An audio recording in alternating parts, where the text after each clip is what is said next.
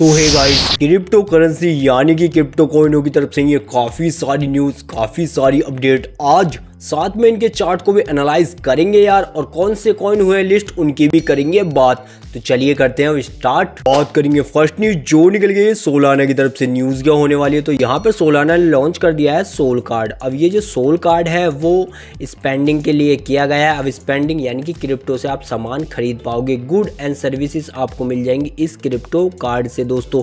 वहीं पर दूसरी न्यूज़ एक बार सोलाना की और देख लो, तो यहाँ पे एक वेल देखी गई है जिसने लगभग अभी 1,30,000 सोलाना टोकन, जिसकी वैल्यू है लगभग 26 मिलियन 45 के आसपास, यानी कि 26.45 मिलियन। तो इसने अभी मूव किए हैं ये टोकन, जो कि है काफ़ी सारे एक्सचेंजों पे, यानी कि बाइनेंस पे और OKX पे, बाईबिट पे और साथ में गेट IO पे। तो यानी कि 4 एक्सचेंजों पे इसने ये जो टोकन है वो डाले हैं दोस्तों। अब ये जो डाले गए टोकन है एक्सचेंजों पे, तो एक्सचेंजों पे कोई भी वेल जब भी माल निकाल के डालती है तब उसे बेचना हो, अगर खरीदना होता है तो वो खरीद के वॉलेट में जमा कर डालती है।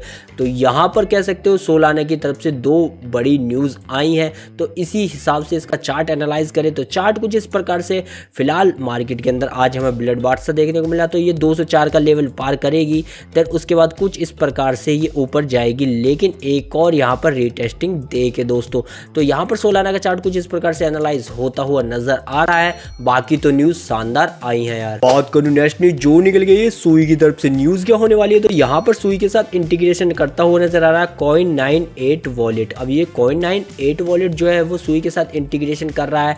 तो मैं बता दूं Coin98 वॉलेट जो है ना वो भाई यहाँ पर डिसेंट्रलाइज एक्सचेंज यानी कि OKX की ही बदौलत है दोस्तों, यानी कि उसी से ये जुड़ा हुआ है। और अब यहाँ पर ये MEV बोर्ड सपोर्ट भी देने वाला सुई ब्लॉक चैन को दोस्तों। अब MEV बोर्ड क्या होता है कि भाई जैसे एल्गो आपने देखा होगा, एल्गो हम खुद सेट करते हैं जो ट्रेडिंग करता रहता है बोर्ड, लेकिन MEV बोर्ड होता है जो एल्गो से भी ज़्यादा होशियार होता है। तो यहाँ पर वो रिस्क को काफ़ी कम कर देता है यार।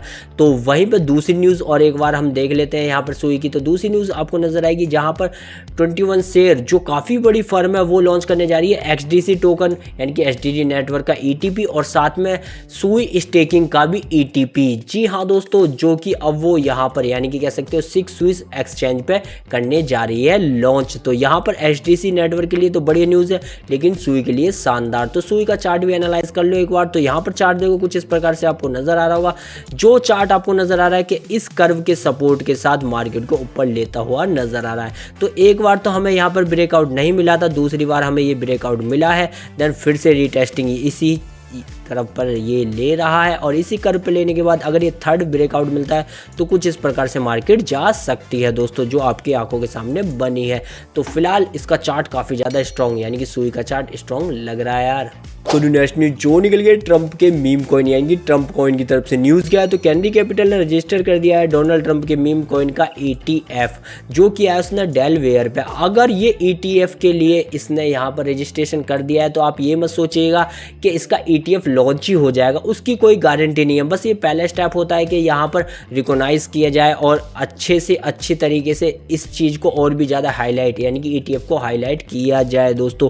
तो कैंडी कैपिटल काफ़ी बड़ी फर्म है, तो यहाँ पर कह सकते हो अगर ETF आता है डोनाल्ड ट्रंप के इस टोकन का यानी कि ट्रंप टोकन का, तो इनफ्लो भी काफ़ी अच्छा देखने को मिलेगा। एक बार इसका चार्ट मैं आपको दिखा दूँ तो चार्ट खास नहीं है, फिर भी एक एनालिस्ट द्वारा यहाँ पर एक ट्राइंगल बन रहा है। अगर इसका ब्रेकआउट मिलता है तो यहाँ तक हमें ये टारगेट दे सकता है फिर से $18 के आसपास या $17 के आसपास। तो ये एनालिस्ट द्वारा है, तो अगर आपको बाय सेल करना है तो खुद अपने रिस्क पे कीजिएगा। बात करूँ नेक्स्ट न्यूज जो निकल गई है आइस ओपन नेटवर्क की तरफ से। न्यूज़ क्या है, तो स्पोर जो एक लॉन्च पैड है वो ज्वाइन करता हुआ नजर आ रहा है आइस ओपन नेटवर्क, यानी कि कह सकते हो एक इंटीग्रेशन भी हुआ है जो कि Ice Open Network decentralize app के साथ ही किया गया है दोस्तों। अब ये जो स्पोर लॉन्च पैड होगा वो यहाँ पर मदद करने वाला है आइस ओपन नेटवर्क की किसमें, टोकन बनाने में। जी हाँ दोस्तों, बस इसीलिए ये पार्टनरशिप की गई है।